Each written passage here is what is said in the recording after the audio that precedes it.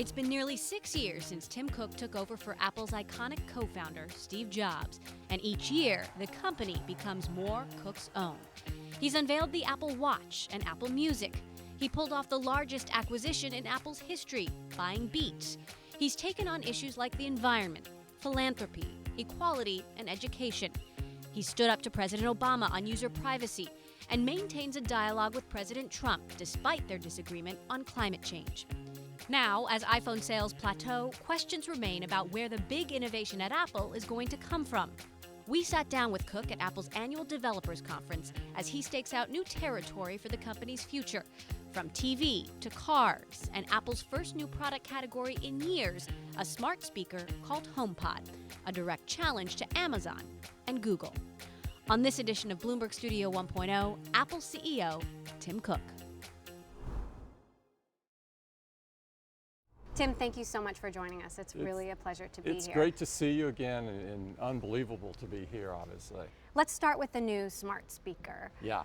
Why should people buy HomePod over Amazon Echo or Google Home at this price? You know, what we've tried to do is build something that is a breakthrough speaker first. And so music is deep in our DNA, you know, dating back from iTunes and iPod. And so we wanted something that, number one, sounded unbelievable. And of course, it does a lot of other things, right? And all those are important as well. But we wanted a really high quality audio experience as well. You're very focused on how this could reinvent music in the home. Yeah. What about these other things? Will I be able to make a phone call, call a car, order groceries? There's a lot of things you can do with it. You know, one of the advantages that we have is that there's a lot of things that Siri knows how to do from the phone. And so we'll start with a patch of those, and then you can bet that there's a nice follow-on activity there as well. So let's talk about e-commerce. E-commerce is very important to these devices. I can order paper towels on my Amazon Echo. Does this tell us something about Apple's aspirations in retail? No, I wouldn't read anything to it in that regard. What I would read into it is Apple's a company that deeply cares about music and wants to deliver a great audio experience in the home. We feel like we reinvented it in the portable player area, and we think we can reinvent it in the home as well. And we know that people want a speaker now to do more than that, and obviously we want a speaker to do more than that, and so we're sort of combining what has been thought of to be two distinctly different things till now. How long have you been working on this? Multiple years, and so the underlying technology in here is something to behold, and to get the experience that we wanted at the quality we wanted, you know, like Apple products in general take multiple years to do, starting from the core technology and then building up to the product. You have people out there saying, finally, what took so long? You know, for us, it's never been about being first to anything. If you think back, we didn't have the first MP3 player. We didn't have the first smartphone. We didn't have the first tablet. There was a tablet shipping a decade before. Very few people used it. Arguably, we shipped the first modern MP3 player, the first modern smartphone, the first modern tablet, but we weren't first in any of those. And so for us, it's not about being first, it's about being the best. It's the 10th anniversary of the iPhone. You've unveiled the new iOS 11. What does that tell us about what's next? I can tell you that iOS 11 is unbelievable. And both for iPhone and for iPad. I mean, there's incredible things in it, from peer-to-peer payments. It's the biggest iPad release ever, and an area that I have great personal excitement on. I'm excited about all of it, but I'm incredibly excited about AR. And as we get this developer release out in the hands of the developers, we'll have the largest augmented reality platform in the world. You talked a lot about AR and VR with regards to developers, but what about consumers? When will consumers see an Apple AR product? You know, with a core technology, and as a platform owner, the first thing, and arguably in some ways the most important, is to build the foundation. And then from that foundation, you can do many things off of it. But first, you have to have a really solid foundation. Peter Thiel said that he believes that innovation in smartphones is over. Are the days of quantum leaps in smartphone innovation over, or are there more quantum leaps to come? You know, I don't agree with that view at all. The things that drive quantum leaps is the core technology. And when I think about all of the things that are going to change from a core technology point of view in the future, I think we're just getting started. And so I'm incredibly excited. And clearly there's nothing that I think virtually anybody would say is going to replace a smartphone anytime soon.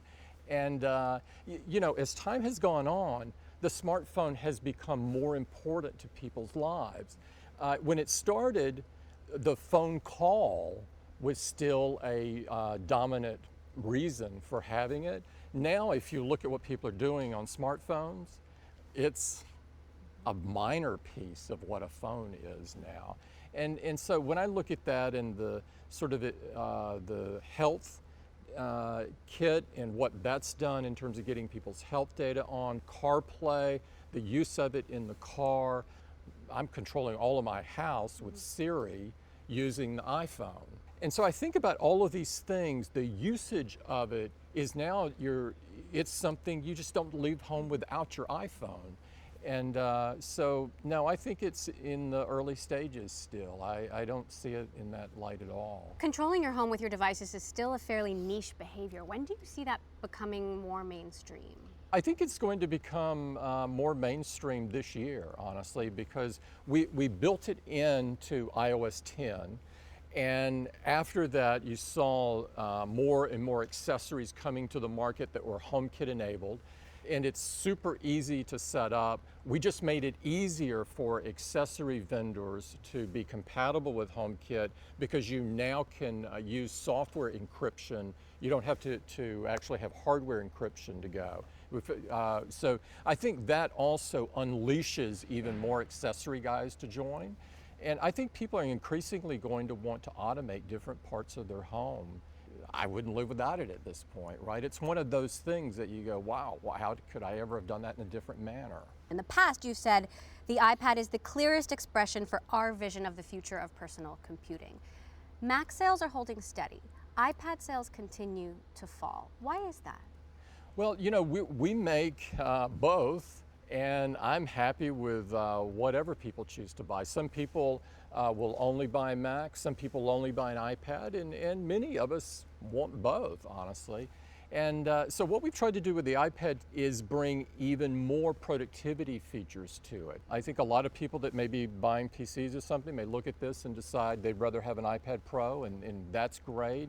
I think people that have an iPad will want to upgrade, and but the Mac remains very important to us. And so I see it as both of them are computing devices, and we're going to keep investing in both because we think both have a great future. One of the reasons that iPad on the surface, you know, just look at the numbers, you go, oh, the units are going down.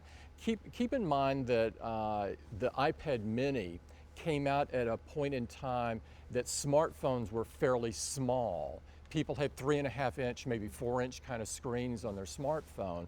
And so one of the things you're seeing is a natural move to a smartphone, not taking all of that market, but taking a piece of it. And obviously we're okay with that too. The 7 Plus has been phenomenal. We're seeing growth rates there that have shocked us. You called President Trump and urged him not to pull out of Paris. I did, yes. He didn't listen. What does that mean for your relationship with the president?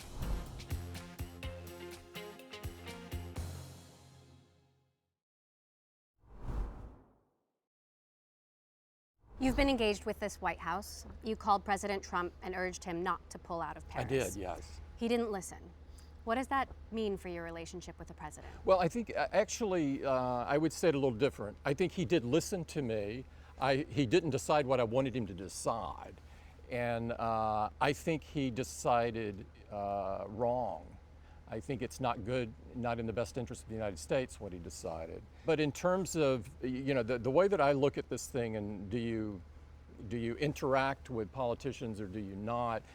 My view is that first and foremost, things are about can you help your country?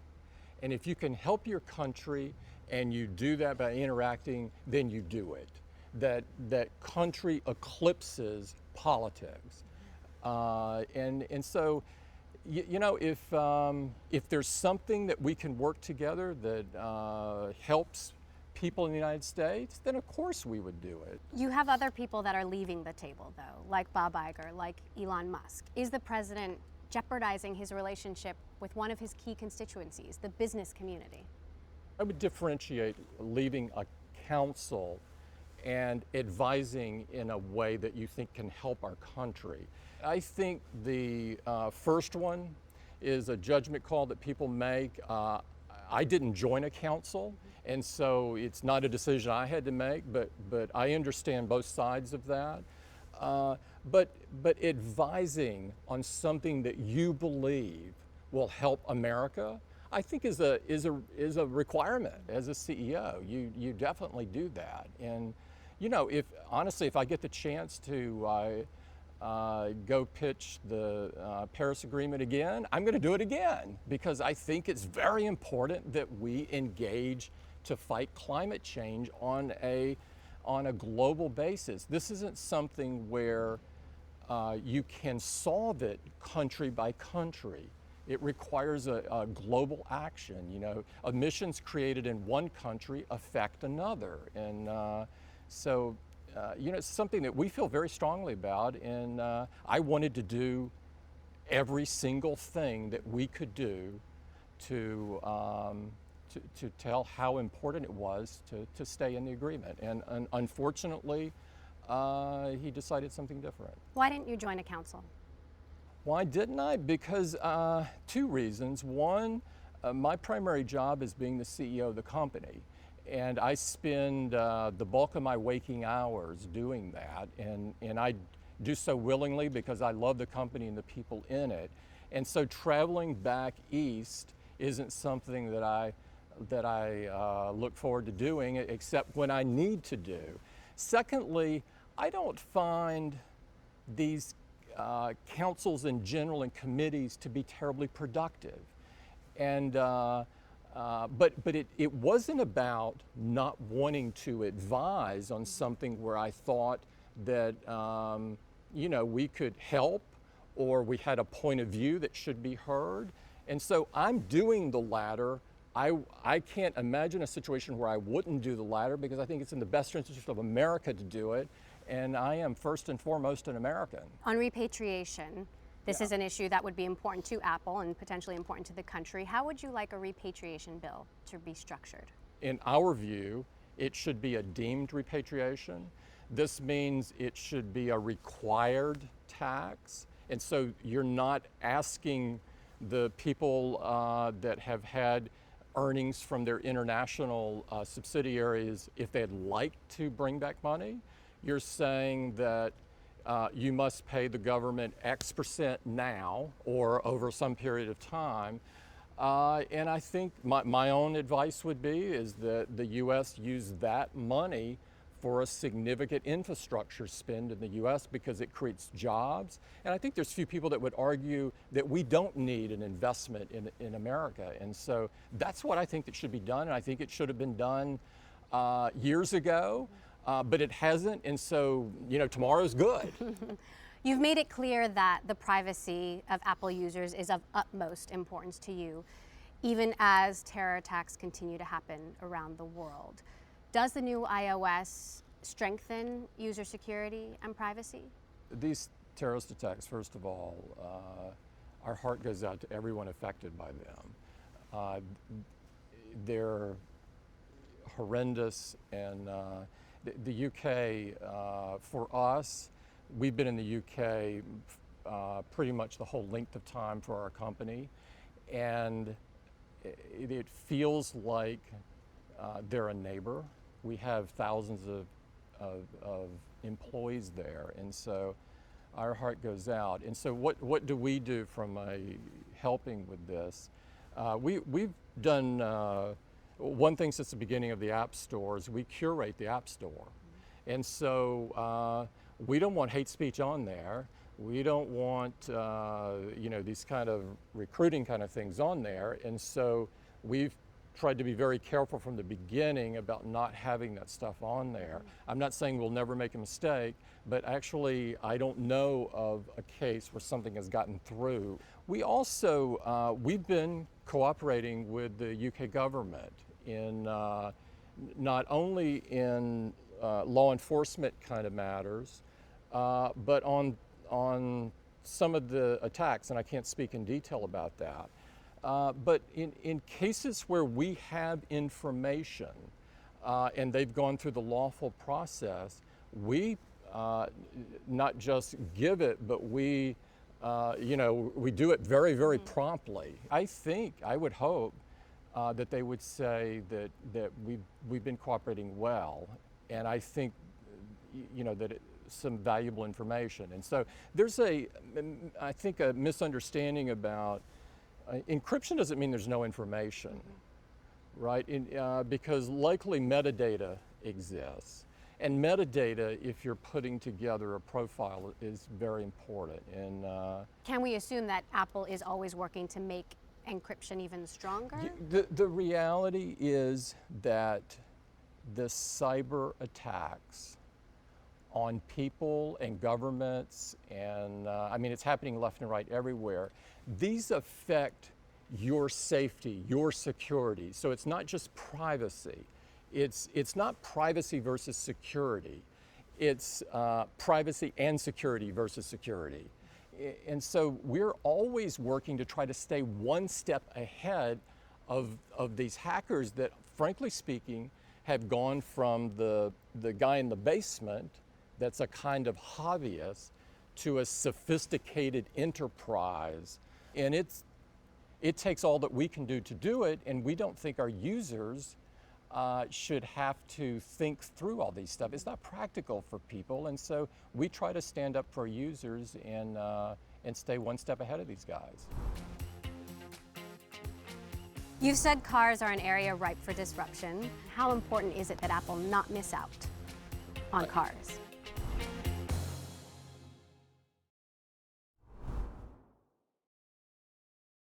Let's talk about the world's second biggest economy, China. Yeah. How does Apple navigate what seem to be uncertain economic and political waters there? Well, China, for us, we make all of our decisions for the long term. And so we're not investing for next quarter or next year. We're thinking about many, many years out.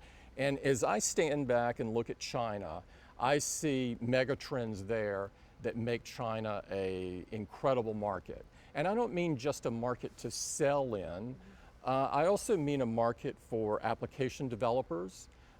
We have 1.5 million application developers in China now. I'm probably closer to 2 million now.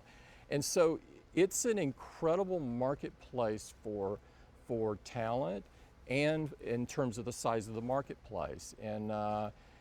And so the short-term kinds of economic moves up and down, I don't get too excited about. How realistic is it to expect that double-digit growth for Apple can continue in China?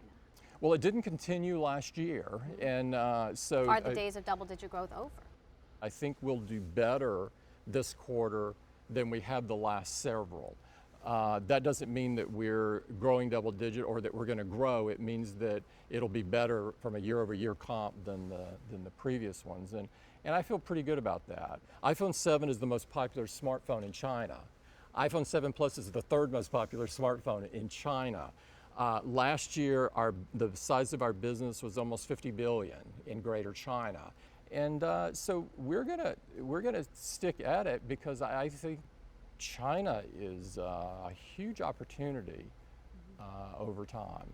How would you characterize Tim Cook's Apple versus Steve Jobs' Apple? Well, I don't think about it very much. What would I say? I guess I would point out that Steve's DNA will always be the DNA of Apple, or it will be certainly as long as I'm CEO, and I think as long as anyone is, honestly. I think it's deeply embedded in the company, and we celebrate it, and it should be like that, it should stay like that. Obviously, things evolve over time in some other areas, as they would had if he were sitting here interviewing with you today. There's clearly, I'm sure, some things, but that's probably a better question to ask somebody that worked for both of us and so forth. You've said cars are an area ripe for disruption. How important is it that Apple not miss out on cars? I think there is a major disruption looming there. Not only for self-driving cars, but also the electrification piece. If you've driven an all-electric car, it's actually a marvelous experience. And it's a marvelous experience not to stop at the filling station or gas station, or whatever you want to call it. And so, plus you have ride sharing on top of this, right? And so you've got kind of three vectors of change happening generally in the same time frame. And so as we look at it in what we're focusing on, or what we've talked about focusing on publicly, is we're focusing on autonomous systems. And clearly one purpose of autonomous systems is self-driving cars. There are others. And we sort of see it as the mother of all AI projects. It's probably one of the most difficult AI projects actually to work on. And so autonomy is something that's incredibly exciting for us. And but we'll see where it takes us. We're not really saying from a product point of view what we will do. But we are being straightforward that it's a core technology that we view as very important. You're working across so many different platforms, whether it's TV, the watch, the iPad, the Mac, the phone. What do you see now as your vision for the future of personal computing across all these platforms? The great thing is that they're all built on the same core technology, right? But we've thought through how they're used and the experience that's needed to get the best experience for the user in each of the cases. And so out of that came watchOS, tvOS, iOS, and macOS. We think that when you begin to merge, that the risk is a lowest common denominator kind of approach, and we're staying away from that. I know others that have a different view on that, but that is our view, and we are straightforward with it. And so with TV, we wanted to give an update that Amazon was joining the TV app and all Apple TVs later in the year. And we're going to have more to say about what we're doing in that area later. And so I'll keep you in suspense a while there. I think everyone will be speculating after that very comment. We'll have to leave it there. Apple CEO Tim Cook, thank you so much. Great to see you and spend time with you.